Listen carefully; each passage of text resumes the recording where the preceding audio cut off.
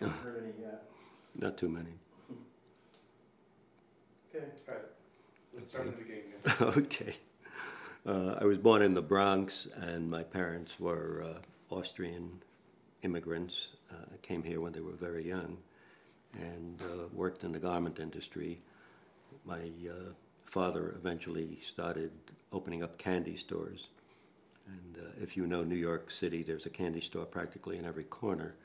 And so we spent a lot of time moving around because when his lease was up, he would move to another location. I was a change of life baby. I have two sisters. I had a third sister who died when she was 8 years old, and my parents were very surprised and solicitous of me because I was a boy and I came late in life, and they had this tragedy in their background. So I was kind of treated with kid gloves and spoiled, very spoiled, I should say. And we moved around quite a bit. We moved from the Bronx to Manhattan, and I remember watching the construction of the George Washington Bridge. And then we moved to Brooklyn and Queens. And I had a relatively normal childhood. My parents, of course, the old school Jews didn't like their kids to play ball. And so I remember I had to sneak out of the house with a baseball uniform on underneath, or a football uniform, because my parents didn't want me to get hurt.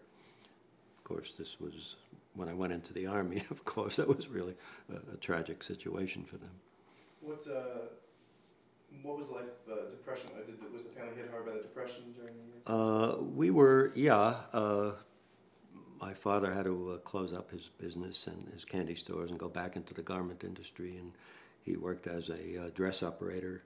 He had rheumatic fingers, and he did piecework, so he didn't make too much money because he was paid by the number of garments he turned out, but he couldn't turn out too many because of his fingers. But we always had something to eat, and my uncle and aunt, who were childless, lived with us, so we lived in fairly decent apartments. Never had any luxuries, of course. We had a radio. We never had a car. I didn't have a car till I was 25 years old to get out of the Army. What inspired them to leave Austria? Oppression and looking for better opportunity, and anti-Semitism, of course. Had your father served in the First World War? No, he didn't. My uncle did. My uncle was an officer in the Austrian Army. Did he ever talk about that? Yeah, he talked quite a bit about it. He left because he only went so far. I believe he was the equivalent of a colonel and couldn't get a decent promotion because he was Jewish. Of course, he was one of my favorite uncles and really a great guy. So did they become patriotic like everyone else, even though they had been hit by hard times? Was it still a better country to live in? Oh, yeah. They were they were, of course, strong FDR fans, and they loved this country. My mother learned English, and she used to read the English papers. My father was a little slower in acclimating himself. He used to read the Jewish papers. He could read English, and he could speak English, but my mother was a little bit more advanced when it came to adjusting herself. So what language did they speak to one another? They spoke Yiddish, they spoke German at times, and they spoke Polish. And when my mother didn't want me to understand something, she would speak Polish to my aunt who lived with us. But so they'd originally come from Poland? Well, they were actually there were a lot of Polish people where they lived in Galicia, which was part of Austria at the time. So yeah. Maybe that's why I got blonde hair. Yeah. Well, my sister did some investigating and found out that there was in the Middle Ages there was a Scandinavian conquest of most of what is Eastern Europe, and so that probably accounts for my white hair and my blue eyes at the time. So what year? Where did you go to high school? What year? What were those years like? Were you still a spoiled kid as you got up into the teens? No, I was kind of a shy kid. I wasn't that spoiled. I went to New Utrecht High School in Brooklyn, and I was a fair student. I wasn't a great student. I was awful in math. I was good in history and English. And all my teachers said I should eventually become a writer. I should ascribe to that. But I finally, and we could not afford to my parents could not afford to send me to college, so in New York City there was Brooklyn College and City College, but you had to have a high average to get in. I had nowhere near that average, but there was another alternative. You took a 5-hour test, and if you passed the test, they would allow you. Well, I got 100 on the test, much to everybody's surprise, and I was accepted in Brooklyn College. I went there for 1 term, and then I was drafted in September of 1943. Where were you during when Pearl Harbor happened? When Pearl Harbor happened, I was at a movie watching, and the movie I was seeing was Sergeant York. I came out of the movie, the streets were deserted, and I was wondering what happened. And I finally went to my uncle's candy store, which he still owned candy stores, and he was mopping the floor. I remember it just as if it was yesterday, and he was very upset about it, because I was just about 16 at the time. It's kind of an interesting film to come out of. Yeah, it was very apropos. How did the beginning of the war affect you? I mean, you're a young kid. Well, I was really gung-ho.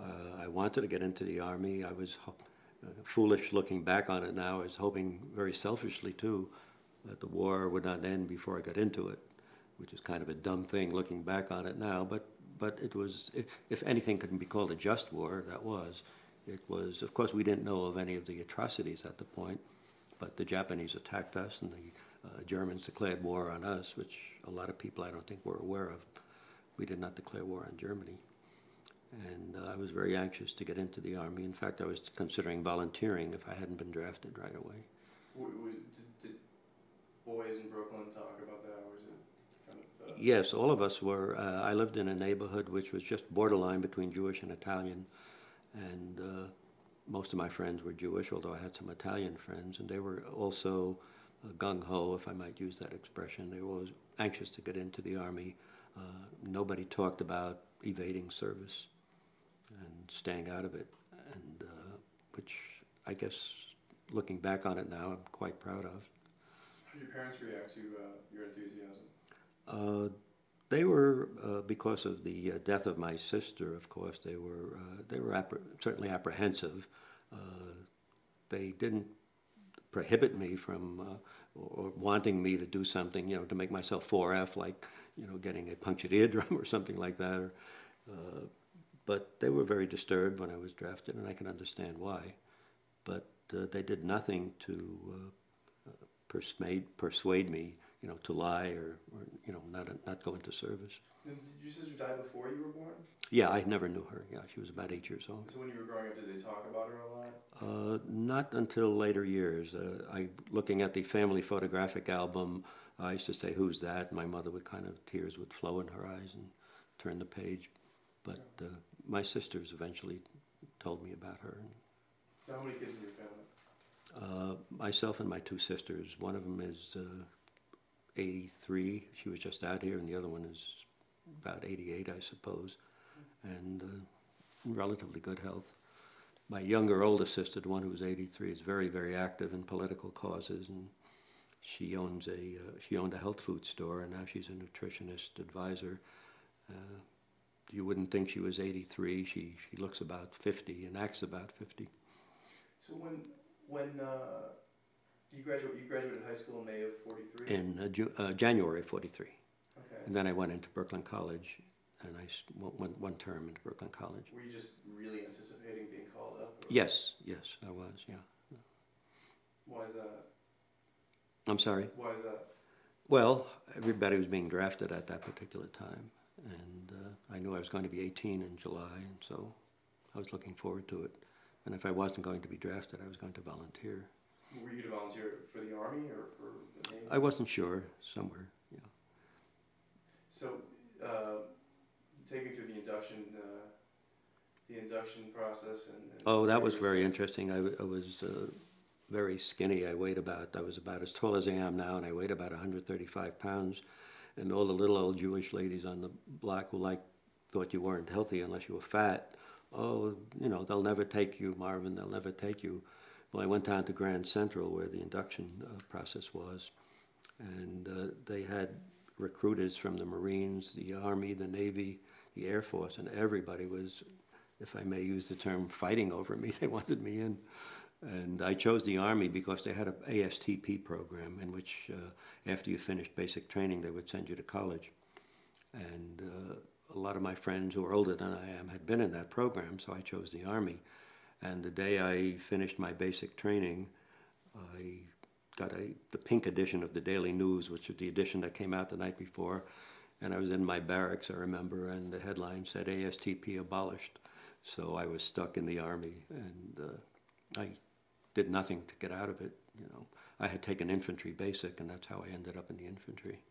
What was that like? What was training the infantry like? Sometimes I felt the basic training was even tougher than combat.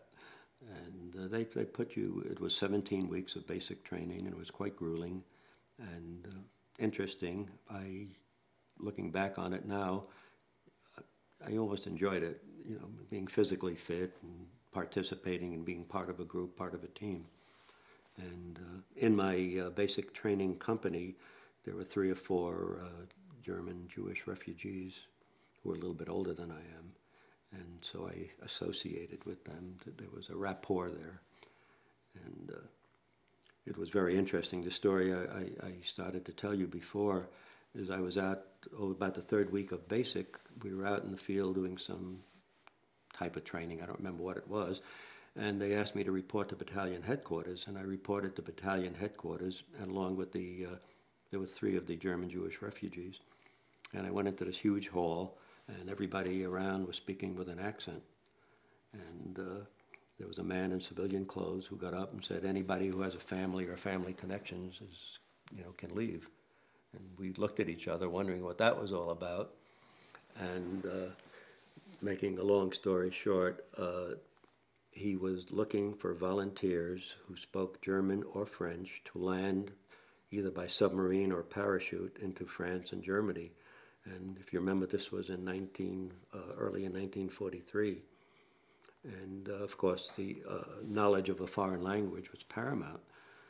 And after it was all over, I said, what am I doing here? And he looked at my record and he said, well, it says here that you speak French. And I had a laugh because I remember when I was interviewed at Fort Dix right after my induction, the interviewer said, do I speak any foreign languages? I said, well, I studied French in high school and college. He said, say something in French. And I think I said something about I had breakfast this morning or some little cliche. And he wrote down that I spoke French. I said, no, I'm certainly not articulate. And I said, I could see myself landing in the shores of France with how to speak French in 10 easy lessons and a translation. But so, of course, I bowed out of that.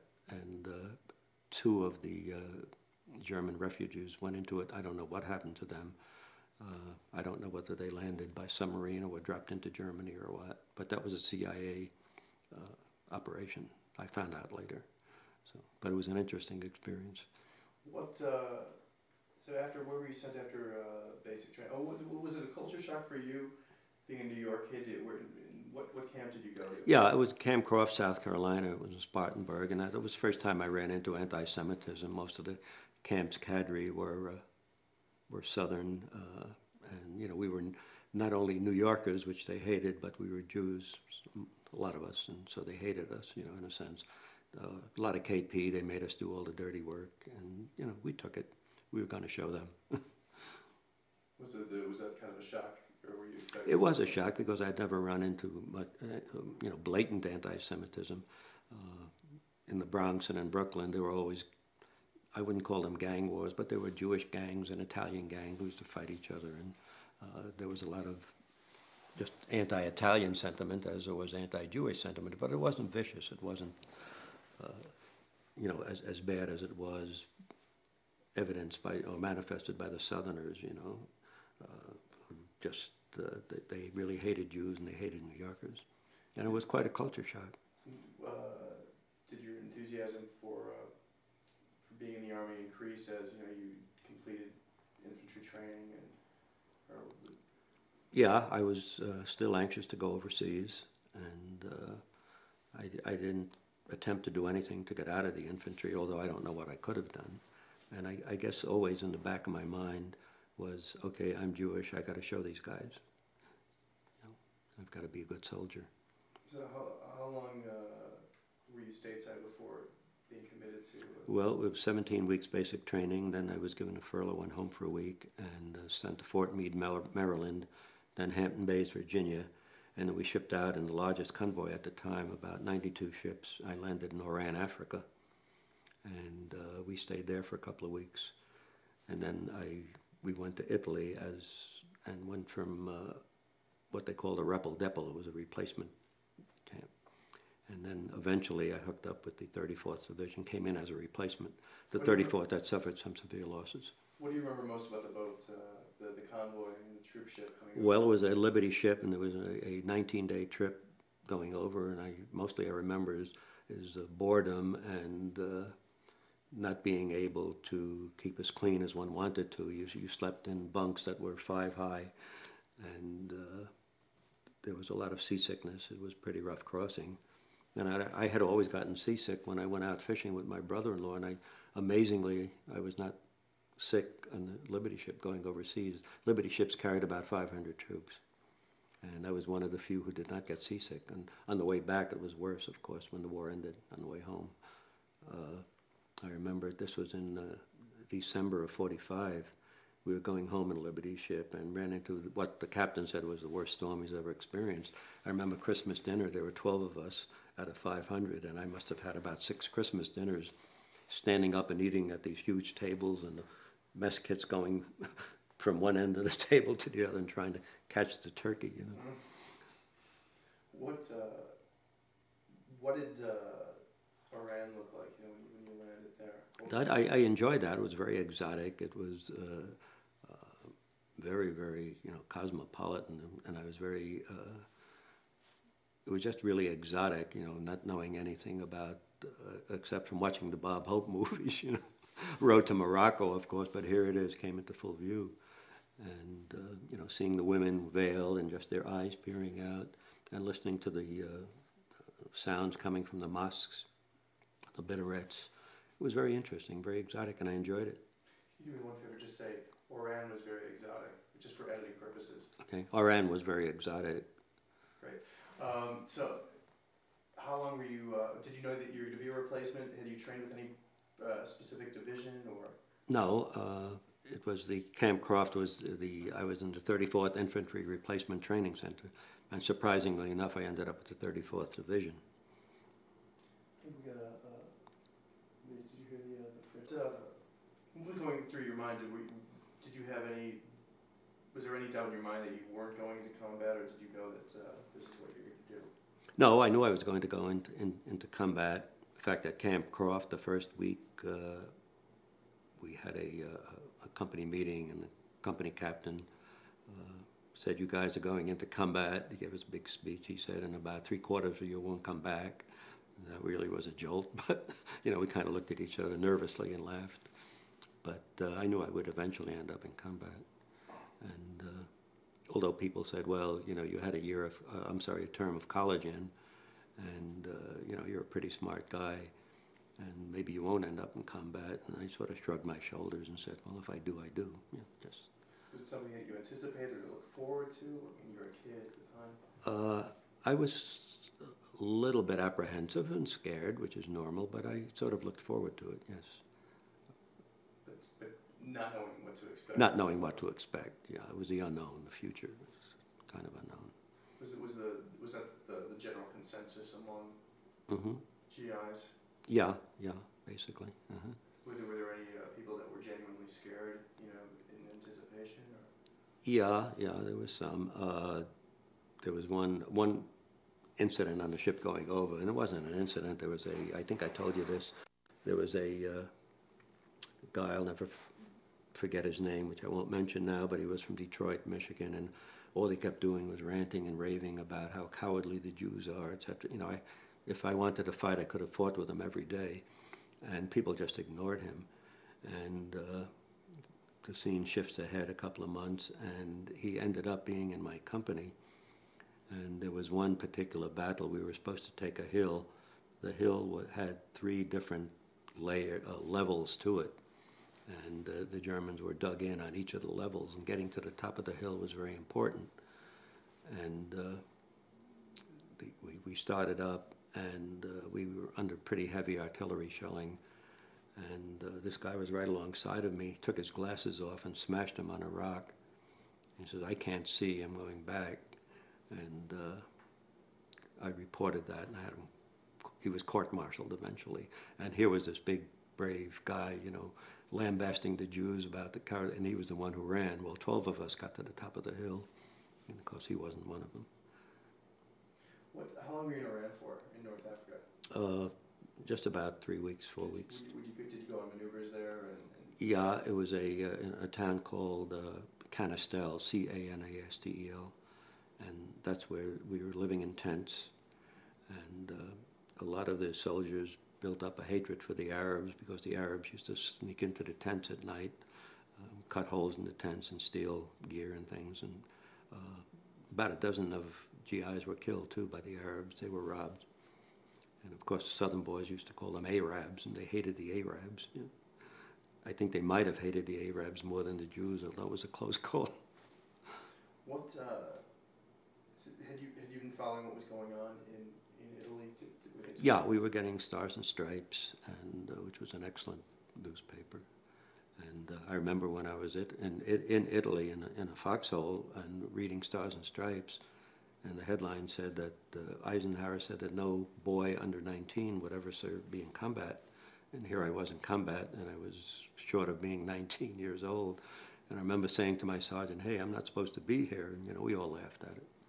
Nothing you could do about it. Take me through the ship crossing to Italy and what might have been going through your mind and into your placement in the 34th Division and your first days of combat. What you remember most?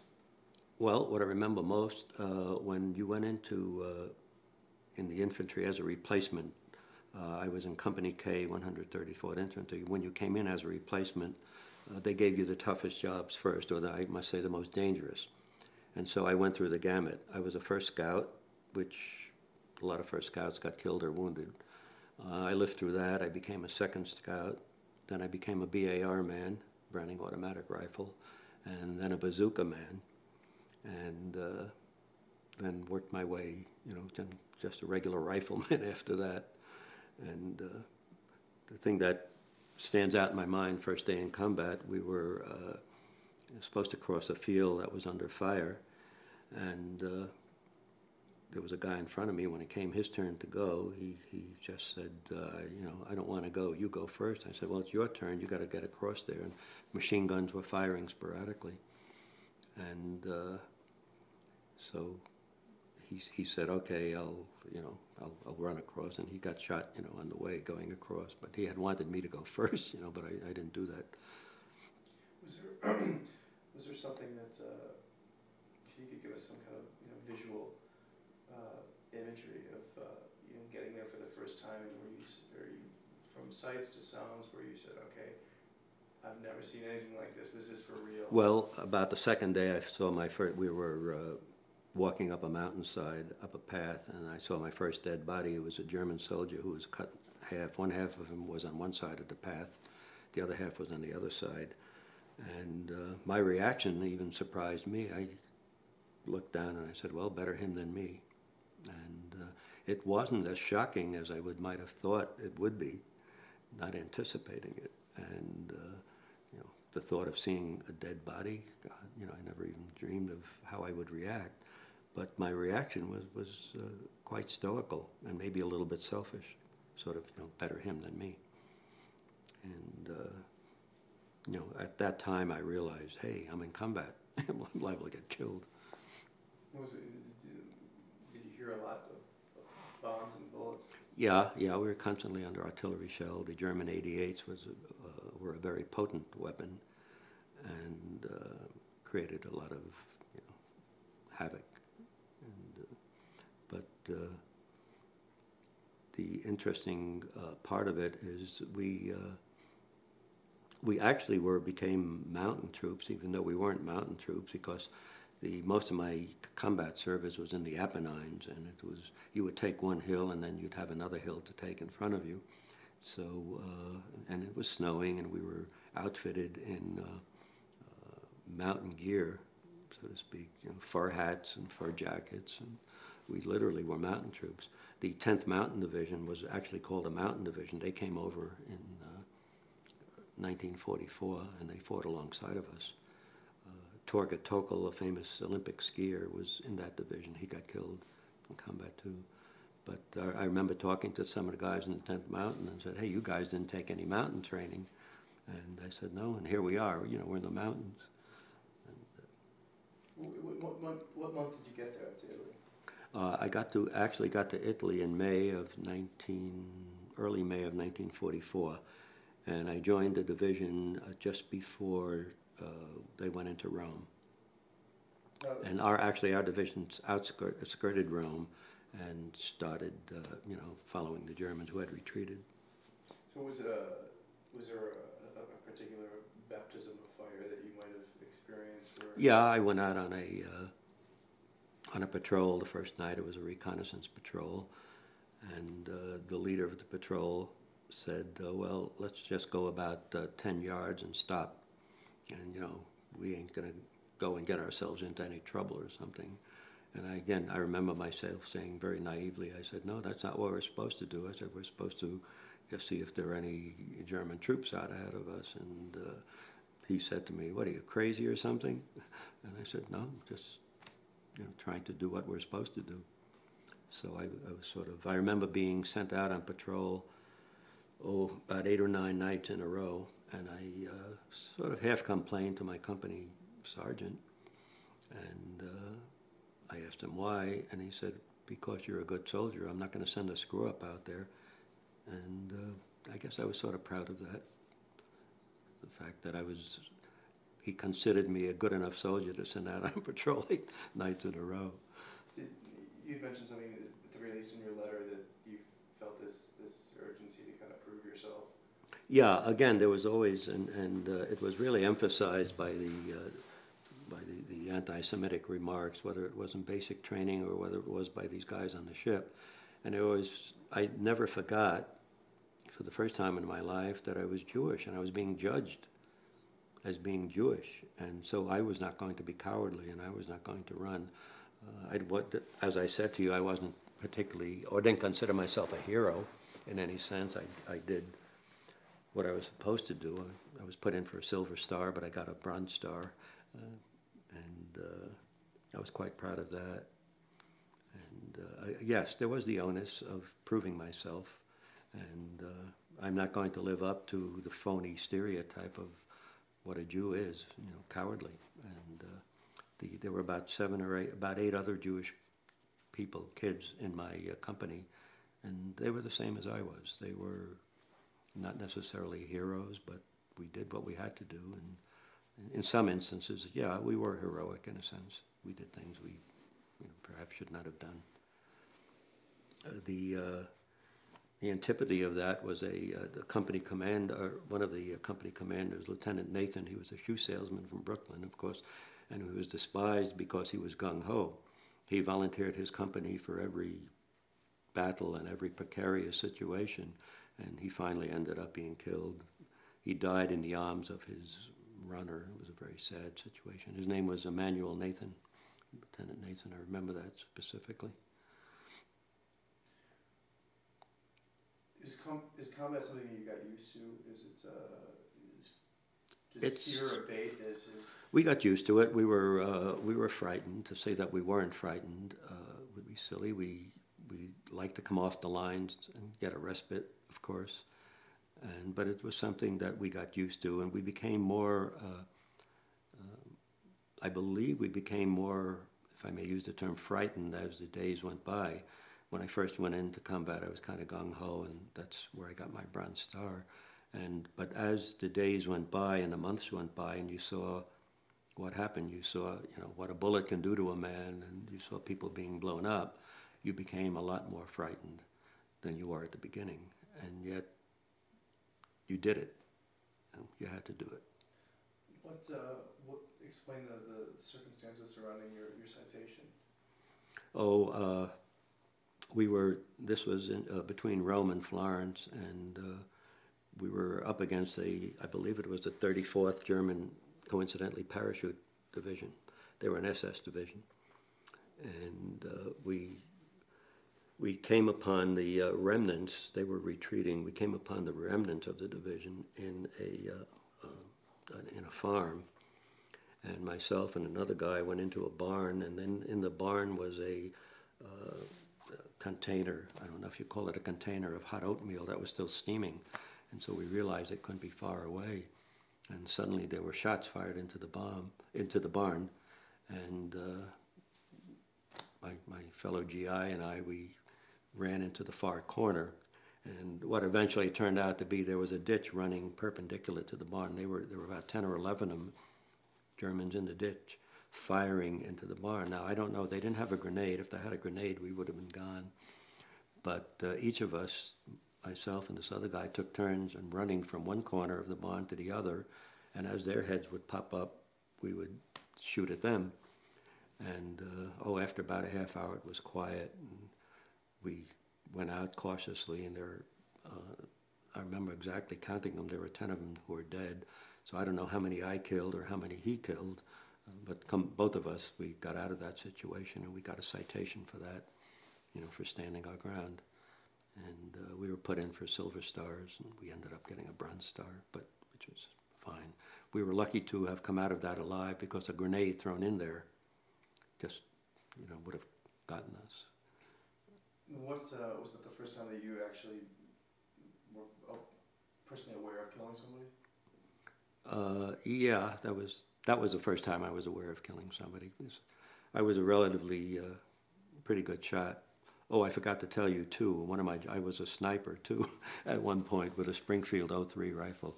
I had shot expert riflemen in basic training, and I was pretty good with a rifle. And I remember seeing a German with his helmet and crosshairs, and pulled the trigger, and he slid back into the ditch, and a couple of others like that too. So I evidently was aware of killing him. What? Tell us about some of the weaponry. We had the M1 rifle, which was an excellent. It was a semi-automatic rifle, and of course I had taken basic training in a number of weapons. The bazooka was very interesting, and the first bazookas were quite ineffective. And I remember when I was a bazooka man, at one point, there was a German Tiger tank approaching, and we shot at it, and the bazooka just bounced off. And the next thing we knew, the 88 gun from the tank just started to point towards us, and I said, "Let's get the hell out of here," and we ran back to, where we were dug in. So, but I wasn't a bazooka man for long, thank God. Was there a weapon that you preferred to most? Yeah, the M1 rifle, and later on when I became communications sergeant, I had a 45, strapped to my side, because I had to carry the big 536 radio. So were you taken off the line to do that, or were you continually on the line? No, I was continually on the line. I was in the hospital for about 2.5 months. I developed jaundice and hepatitis, and I was taken out of combat. And I developed it. Wasn't feeling too well. We were dug in the snow in front of a place called Mount Belmonte, which was the key to the Po Valley. And and if we had taken the Po Valley earlier, the war in Italy would have been over. But this was in October of 1944, and we were constantly repulsed.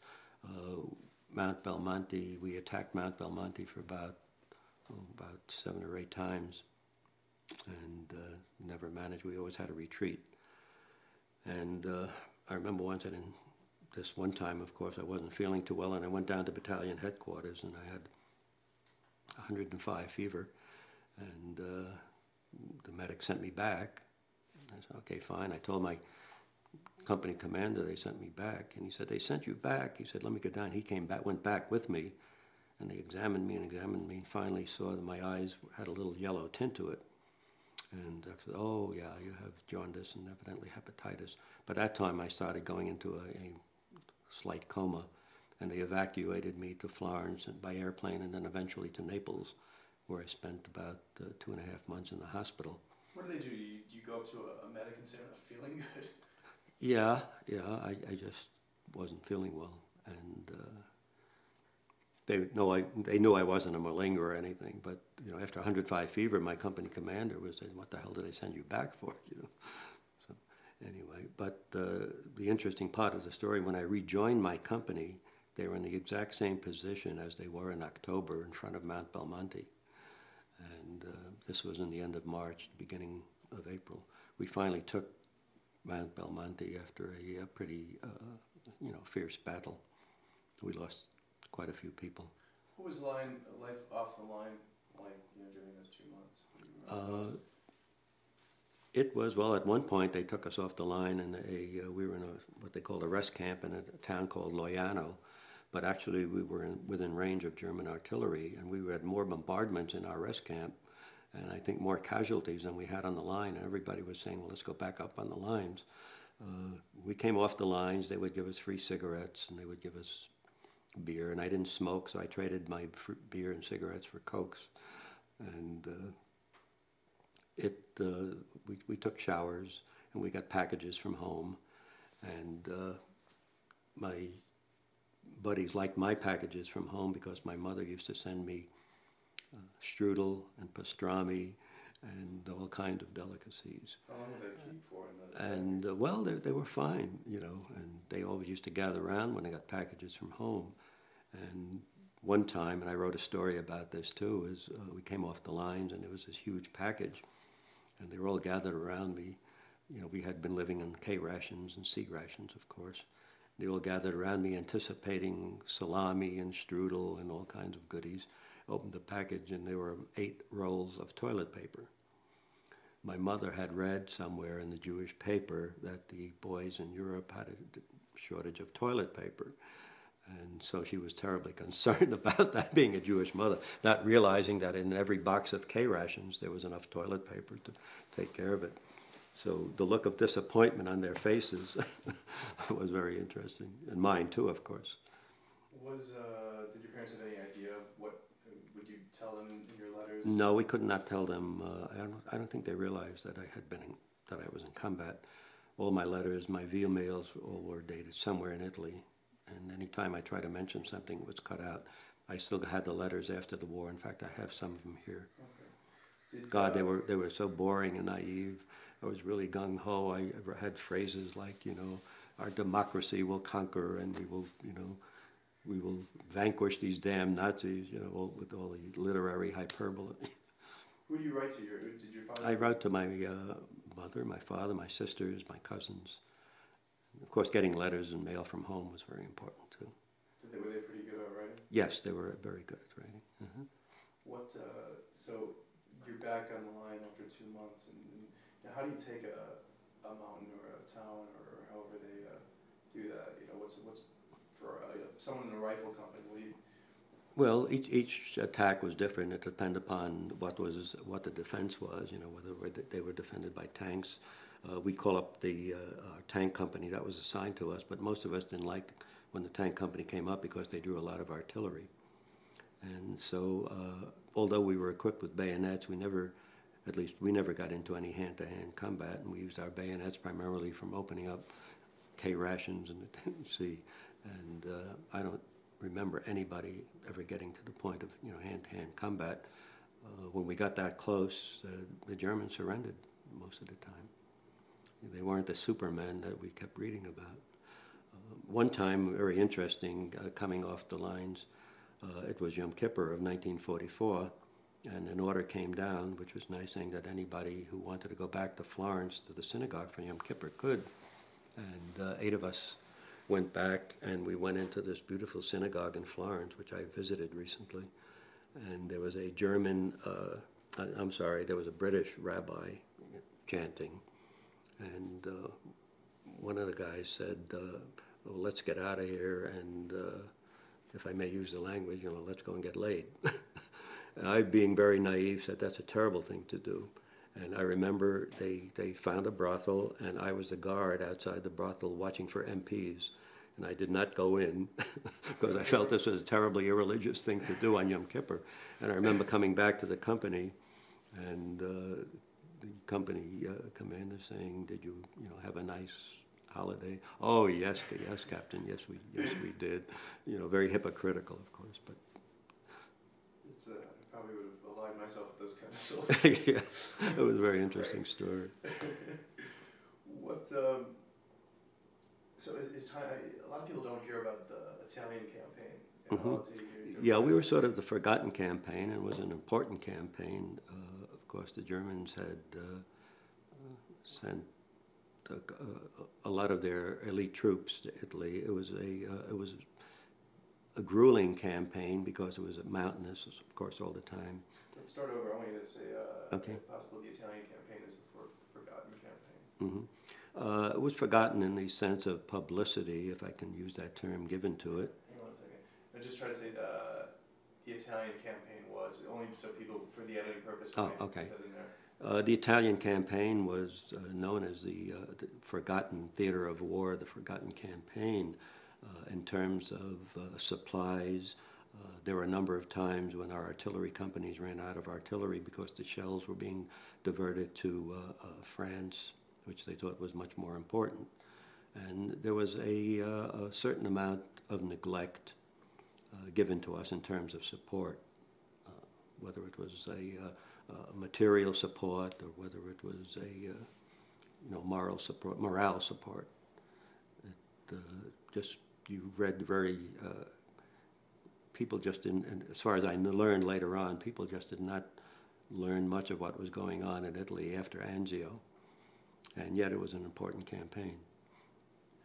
How many months of combat did you personally have? Oh, I never.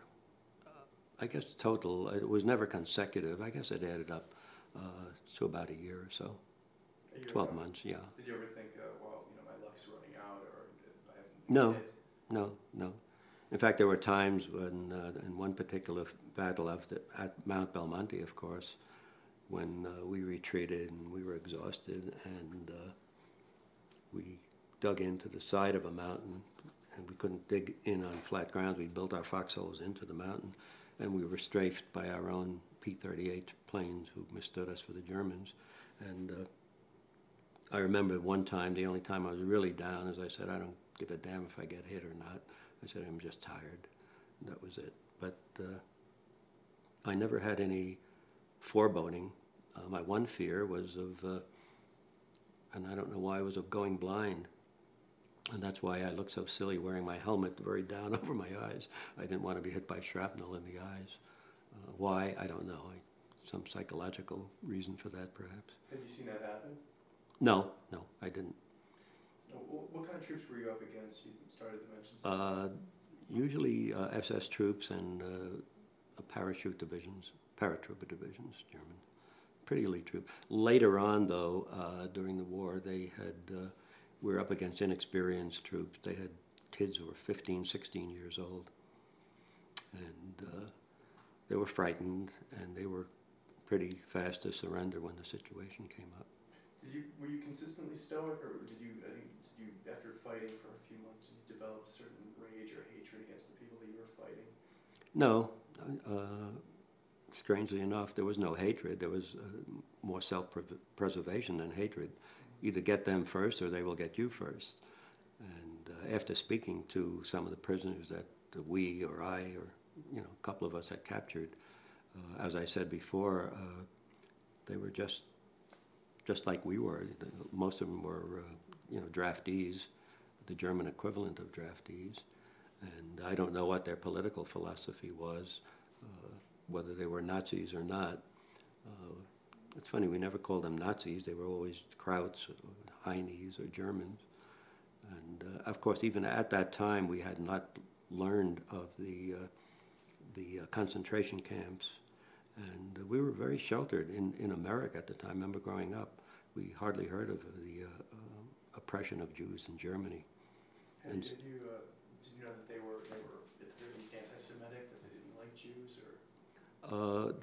Well, I remember reading just before I had gotten into the army. There were just some press reports about about Hitler's anti-Semitism and Mein Kampf and excerpts from Mein Kampf, but there was nothing about concentration camps at all.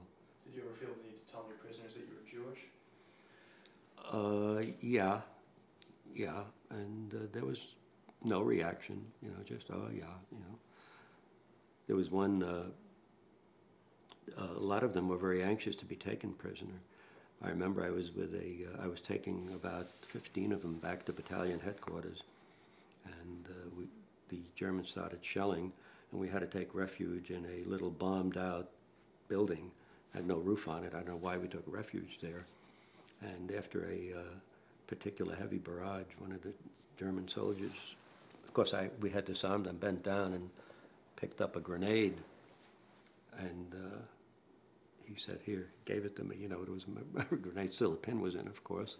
And I'm saying, wow, you know, he could have just said, pull the pin, and, you know, there I would have gone, or all of us would have. So I'm not trying to whitewash what the Germans, so I'm sure many of them were Nazi sympathizers. But in the heat of battle, they were just, they were the enemy, and, you know, kill them or they will kill you. Can you describe a couple of things first? How often were you digging holes? Every day or every night? Yeah, you practically every day you dig a hole, and then you got the orders to move on. And the ground was very hard, especially in the winter time, and it was kind of tough to dig in. Sometimes we just didn't dig in. We just said, the heck with it. You know, whatever happens, happened. You just couldn't. We were too tired to do that, you know, digging in. Did you get good at digging the hole, though? Yeah, they're pretty good at digging the holes. What, you mentioned something about the heat of battle. I mean, could you describe, you know, is it chaotic? Is it, you know, whatever? It was chaotic. Yes, it was quite chaotic. Usually, we didn't know the big picture. All we knew was that we were supposed to take a particular hill or a particular village or a particular building, and we didn't know what the big picture was. We didn't know who was fighting alongside of us or what the strategy was supposed to be, because we weren't told that.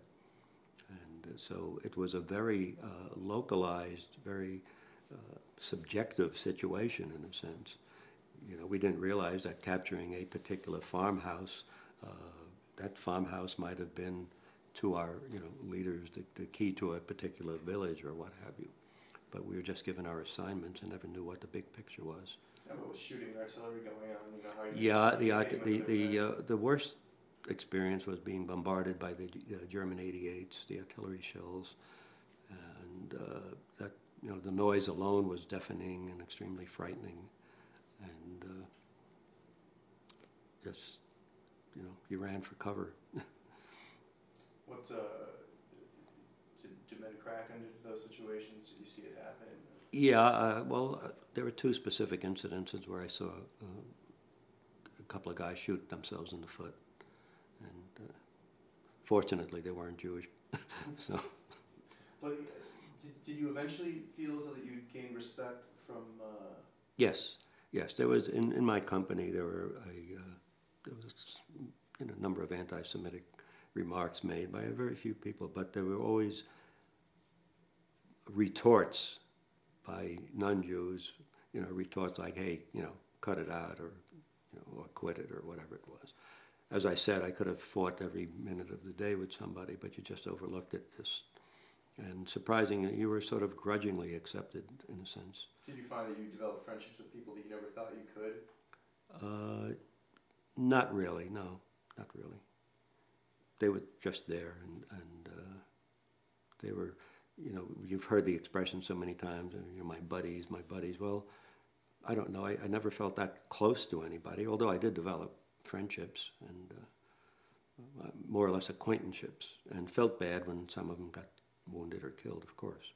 Was that a hard thing to get used to, seeing wounded guys, and especially American guys? Yeah, but then again, my reaction was better him than me, which was kind of selfish, maybe, in effect.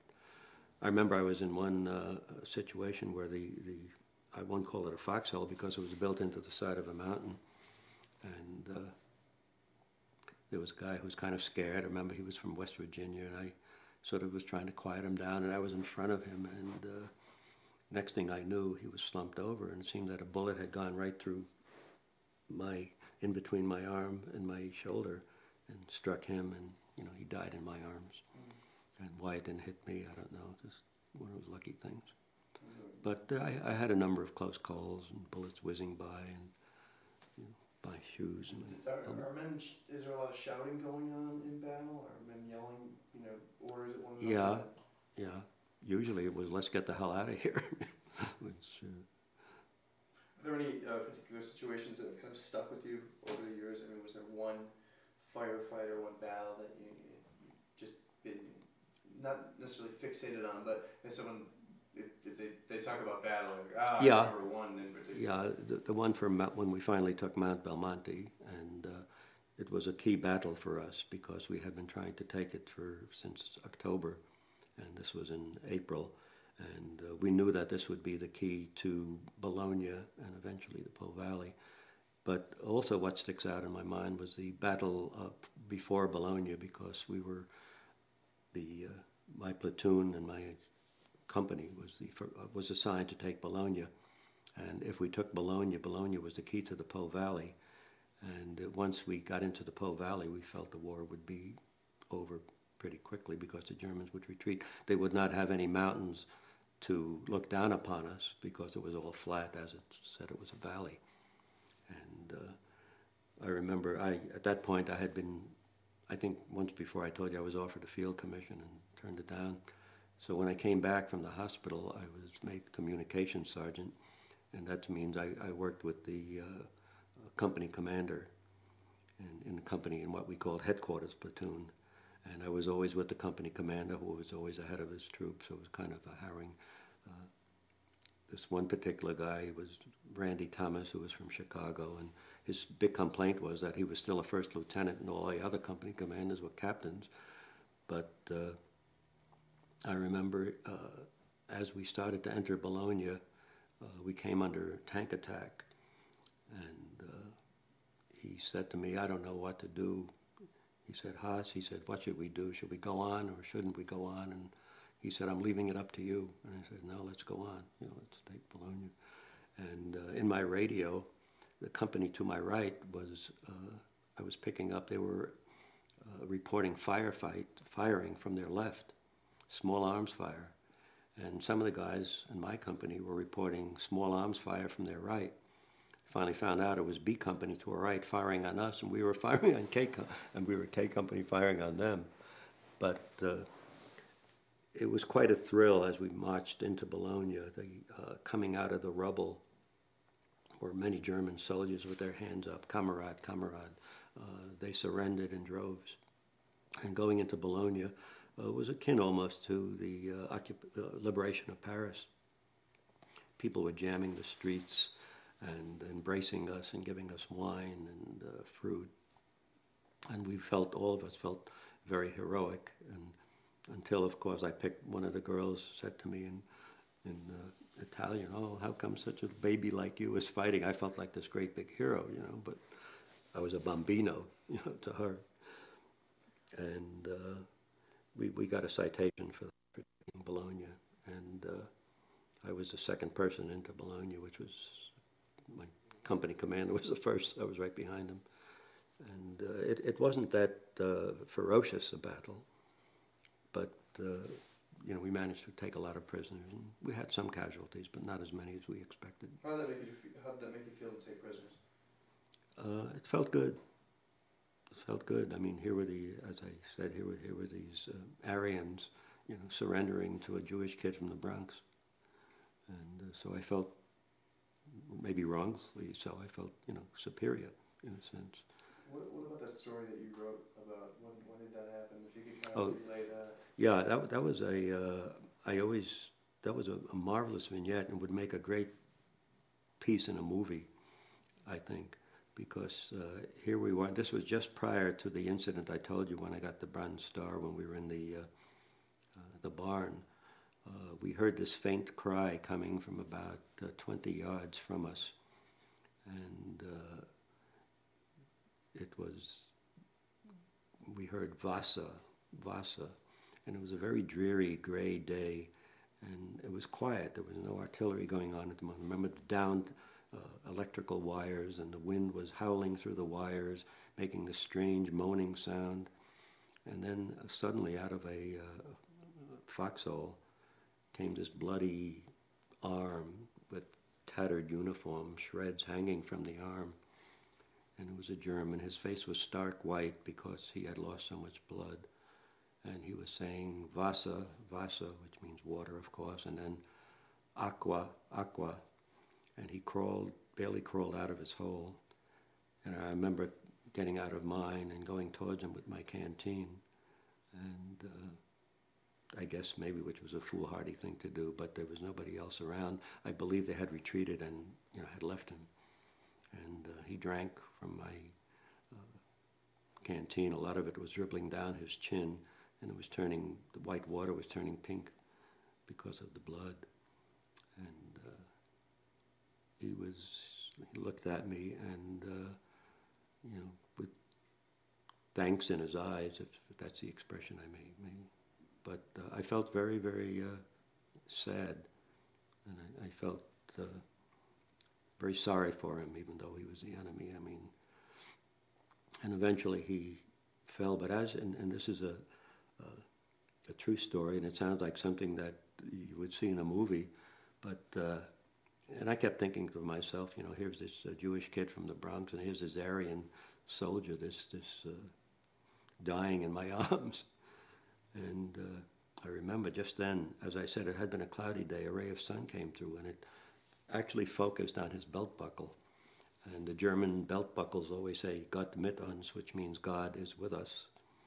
And it just seemed very ironic. And I said, gee, if I ever saw that in a movie, I think it was quite hokey. Imagine a ray of light falling on this thing.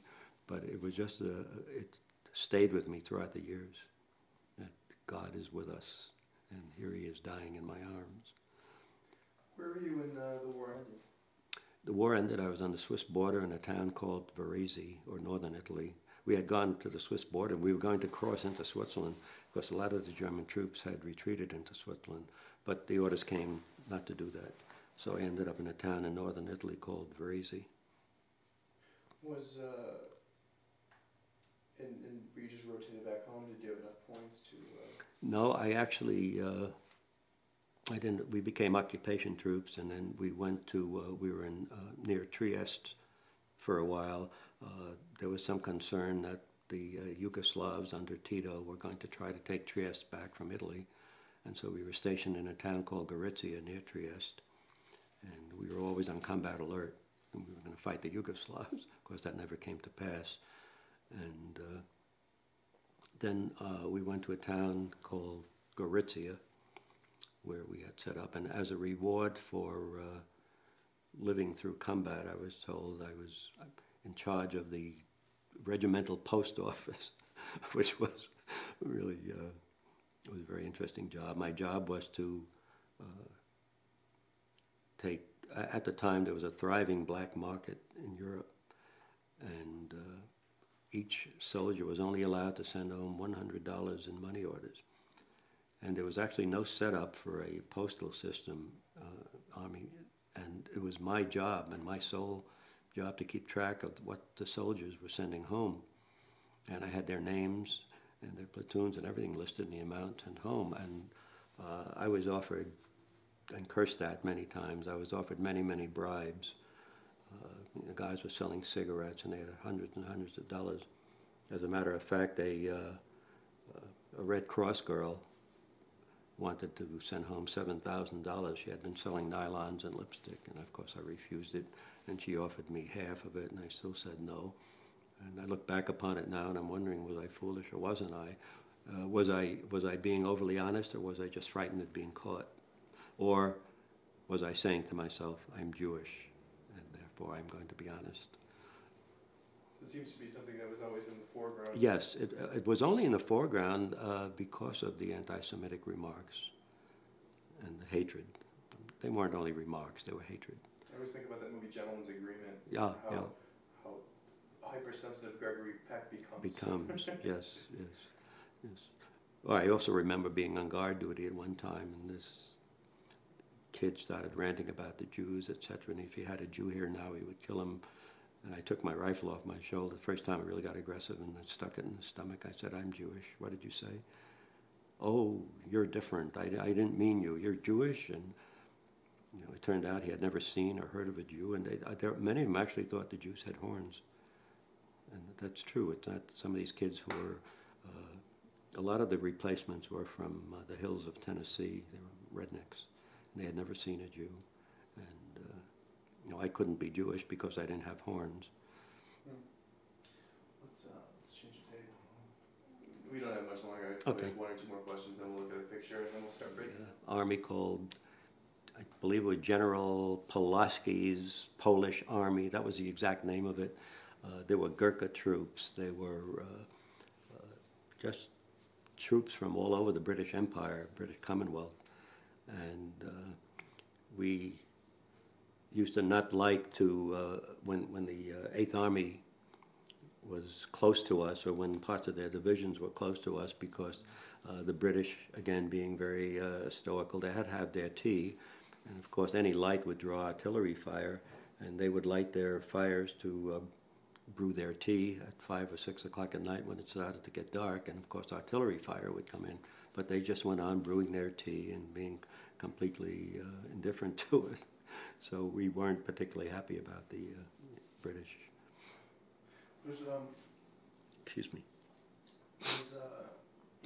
Experiencing all this at 18 and 19, how old were you when you left the combat zone? I guess I was about, let's see, 19, I guess I was about 20 and a half or so. The fact that that's so young in your life, and you obviously went off and had a nice full life, but and it's not over, but what, do those memories remain as vivid as it, what does that time period mean to you, when... The memories are quite vivid, and I have a number of friends, of course, who are World War II veterans, and we discuss it. You have to remember that this was, here I had never been out of New York, very naive, as most kids were in those days, and suddenly you're thrust into this, well, horrendous situation. You're taken away from home, your friends, but it was an adventure in a sense. It was something that, again, being young and perhaps a little bit naive, we just didn't realize the importance of it in our lives and how it would affect our lives. That's right now. It's nice to be between 18 and 20 or 21 or something, but it was a wasted years in terms of accomplishment. And yet, when the war was over, and there was this great feeling of, wow, I lived through it, and the past is gone, and it was a wonderful time because I had no obligations. I wasn't married at the time, and yet I had only a great future to look forward to. And being in Italy and in as occupation troops, we got to see Rome, and we got to see a lot of other places, and it was a great time in my life because we had only the future to look forward to. The past was the past. We didn't think much about it. Until later on in my life, my 20s and 30s, suddenly we began to look back, and suddenly at that point we realized the importance of what we had gone through, not realizing it while we were going through it. So it was only in retrospect. I can't call it nostalgia because nostalgia would imply something pleasurable, and looking back on it was not pleasurable in a sense. The cold, our memory, or my memory, was of always being cold and wet and uncomfortable and frightened, and yet we went on. The human spirit is a marvelous thing. What about 56 years later? What does it mean to you? That you did give a couple of years. It means perhaps maybe even a little more to me now that I throughout the years, there's such a compilation of what the Nazis were and what Germany was, and the fact that I had a part, even albeit a very small part, in winning the war. And I'm always amazed too that kids from the streets of New York and the streets of Chicago and farm kids from the Midwest just clobbered this great German army that had been training for years. And it was just looking back on it now, it becomes more grandiose in scale than when I had first experienced it. While it was going on, you didn't realize it. Looking back upon it, it becomes more and more important. And I find myself discussing the war more frequently with friends of mine, whether they live here or not. One of my close friends was 35 missions over Germany, and he's now principal of a school up in Santa Rosa, junior college, apropos, and he and I often talk about it. Why do you suppose you're talking, excuse me, but, why, can I just ask yeah, you? Why do you think these kids were able to beat this German army? Why? That's a very interesting question. It certainly wasn't the result of intensive training. It was 17 weeks of training basically that most of us had. I guess it was due to a certain fervor, patriotism perhaps. I'd like to think it was that, and I do think that it was that, and almost like a "we're better than those guys" attitude. Were you patriotic? I don't know if I could define it as patriotic. I was, I guess I was a Democrat even as a kid because my parents thought that Roosevelt was the greatest. Of course, if it hadn't been for Social Security and later Johnson's Medicare, I would have been in trouble because of my wife's illness, etc. I'm jumping ahead a little bit. Yes, I was patriotic in a true sense. I felt certainly we were attacked, and I was going to fight for my country, yes. If that is the general definition of patriotic. I don't know what the term love your country means. I think that's kind of a abstract term, but I was happy, to be an American, and still am. Could you describe what coming home was like? Was it a great feeling? Coming home, yes. Coming home was a great feeling. I couldn't wait to tell my story to my family and friends who hadn't been in the service. And here again was this great new world opening up. I had gone through hell. I don't mean to get too dramatic about it. And here I was back from hell, and the whole future was opening up ahead of me. And it was just a marvelous feeling to come back and to try to, adjusting to civilian life was difficult too. Trying to tone down the language, trying not to use four-letter words in front of your parents, of course. That was just a, very minor thing, of course, but you had to really adjust. Did they notice a change in you? Yeah, they noticed a change in me. I had always been kind of shy and introverted, and I was a little bit more gregarious and anxious to talk about my experience, but I didn't. I was anxious to talk about it, but somehow didn't. And maybe in my own subtle way, I was trying to forget. So I didn't talk much about it. I find I talk about it a lot now. When my sister was out here visiting, we talked quite a lot about it.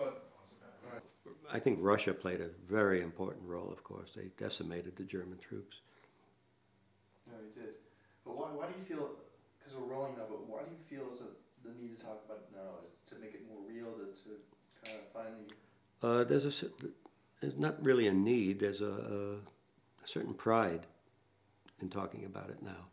And I think as I get older and as some of my friends get older, we look back upon it. We were really proud to have served and being a part of history, a very small, infinitesimal part of history. I was going to ask one more thing. While I'm thinking about it, what did you end up doing? And how did you take advantage of the Bill of Rights or the GI? Yeah, I took advantage of the Bill of Rights. I ended up going to school in New York, which is one of my regrets. I just felt I wanted to stay home for a while, and I think I would have done better if I went to an out-of-town school, which I could have done under the GI Bill. But I went to Long Island University and got a degree in marketing and ended up in advertising. And there was always the threat of being called back because of the Korean War. And it was always in the back of my mind. And again, I sort of had a stoical attitude. If I'm called back, I'm called back. At that point, I was married. I had gotten married in 1949. But we were grateful. Most of the friends who worked with me were war veterans. World War II veterans, and they were also concerned about, a lot of them were in the reserves, about being called back in Korea. Do they do that? Do they call Mm-hmm. people back? Yeah, they You called didn't quite a get to few. be in combat? Yeah, yeah. What, did veterans talk amongst themselves back then about what they'd gone through? Or was it something that just wasn't? Yeah, there was a camaraderie about being a veteran and about what we had gone through.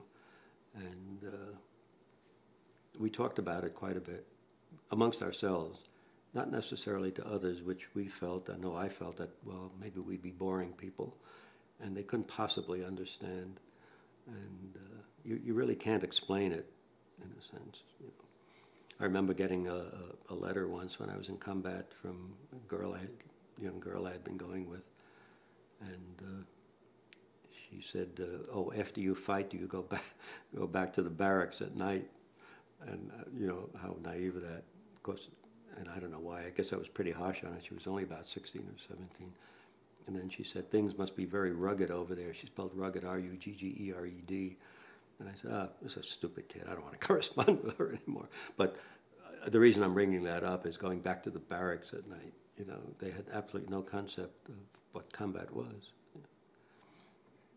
But did your parents ever figure out that you had been? I mean, did they know that? Yes, they eventually they knew I had been in Italy, and especially when the article appeared in the Jewish paper that my grandfather read, that I was the second person into Bologna. Yeah, tell us about that, then we'll end on that. Oh, I don't know how that really, I don't remember being interviewed. No, but what happened? But I remember when I came back home, my sister wrote me, I believe, that my grandfather had read about that I had been the second Jewish, that I was Jewish and I was the second person into Bologna, and the article sort of played up the Jewish aspect of it because it was in the Jewish Daily Forwards, and it was very interesting. I should have tried to get a copy of that, but I don't know why. I know there were photographers around, and I have some publications from the 34th Division, and I think I was photographed in one of them. I recognized the back of me. But after the war, I didn't have enough points, so I was transferred to the 88th Division. I actually went home with the 88th Division. And but my combat service was with the 34th Division. Great, thanks very much. Okay, you're welcome. How'd you get points? Anyway, I keep hearing about these. What were the points from? How'd you get them?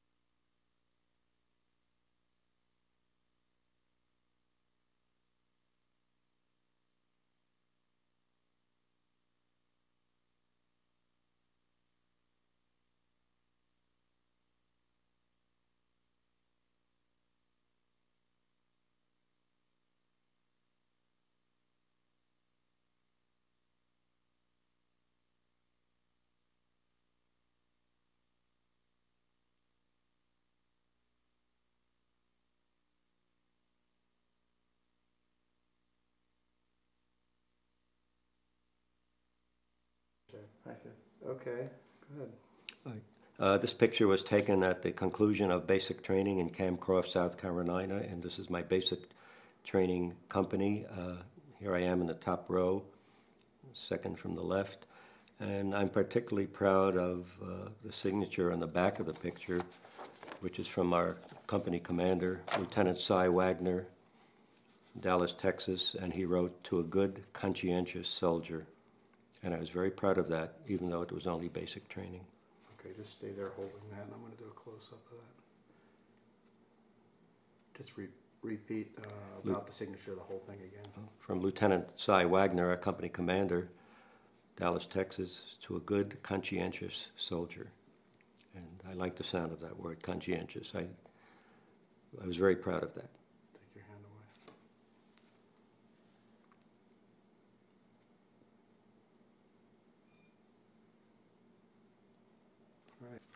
And we weren't allowed to have cameras in combat, so most of these pictures were taken when we came off the lines, and they're pictures of friends of mine. Particularly interesting, I think, is the one in Venice with the pigeons around. I went back to Venice recently, and there I was, without the uniform, but still with all the pigeons around me, and nothing changed in Venice.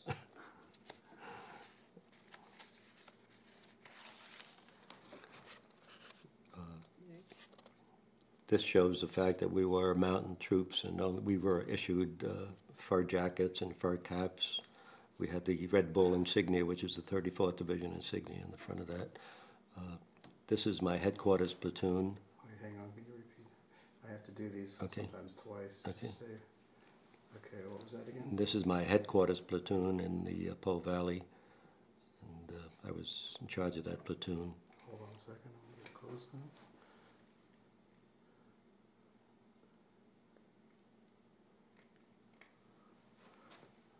I'll just have you point to it. Okay. Where are you? Which one's you? In the back right. First on the right in the back row. Okay. All right.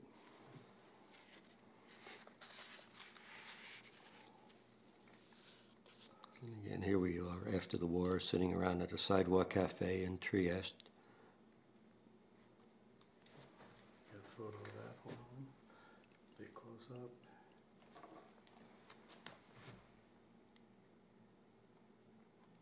Some of the perks of having lived through the war was being in Italy at the government expense. Okay. I'll put this out for a second. This again is another shot of the communications headquarters, platoon in Po Valley. We were dead tired.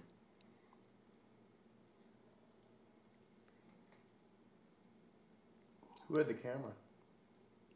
I don't remember. Was that a rarity to have? Yeah, people? yeah, to get a camera ship. We had been up for, I believe, 2 days without sleep, and we were all dead tired. The Germans were in complete retreat and keeping up with that a little bit. This was a couple of friends of mine in Trieste after the war, and one of the perks, of course, of having lived through the war was being in Italy, which is a very exciting country, still is to me to this day, sitting casually at a sidewalk cafe, taking in the sights. And that one, hold on. This is my headquarters platoon after 2 days of not sleeping, trying to keep up with the retreating Germans, and just taking a break in a field before we started the pursuit again. Sometimes we were lucky enough to ride in trucks, but we did a lot of walking, as much as 20, 25 miles a day.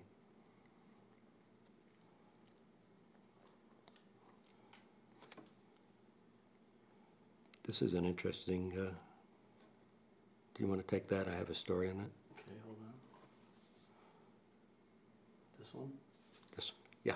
Hold on, let me focus it.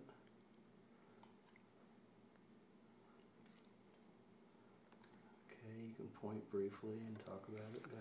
For my 20th birthday, my brother-in-law had sent me a really good pipe. I had requested it. Why, I don't know. I wasn't much of a smoker. But about 2 days after this picture taken, we were under an artillery barrage, and I hit the dirt. Actually, it wasn't the dirt I hit a rock, and the pipe was in my pocket and smashed it completely. There went my expensive pipe.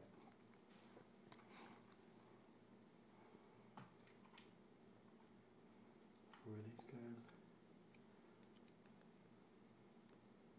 That's you on the left, huh? Yeah. On this one. Yep. Okay.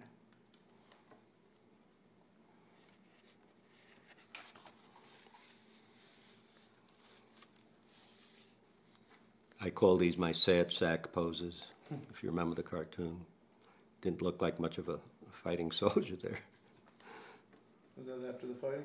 Yeah, these are all after the war. Get a close close. Okay.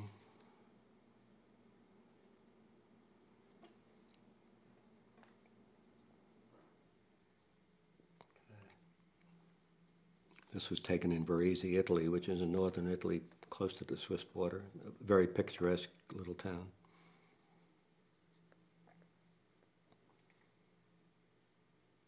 We got to get a picture of your glamorous girlfriend in the shot. I don't think so. Okay. What?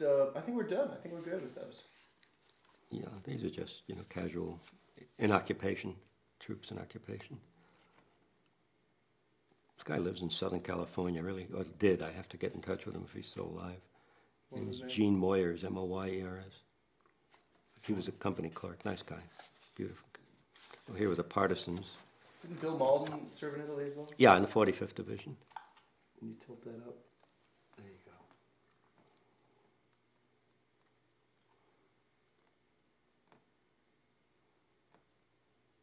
Were his cartoons popular? Very popular. They were very realistic, very true to life.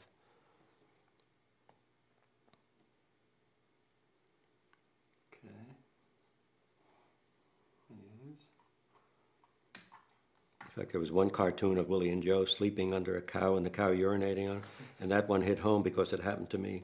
It was in a barn and it was sleeping under a cow, and the cow urinated on it, on me particularly. Was there a funny punchline on the? Yeah, but I don't remember it. It was a, you know, a cynical, sarcastic punchline, of course, about all the comforts of home. You know. Okay. Yeah.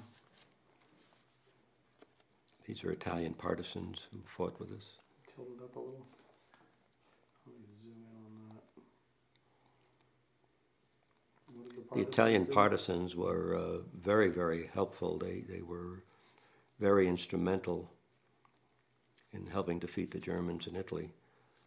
Of course, they were anti-fascist, and most of them were communists or belonged to the Communist Party. There was a very strong Communist Party in Italy. Okay.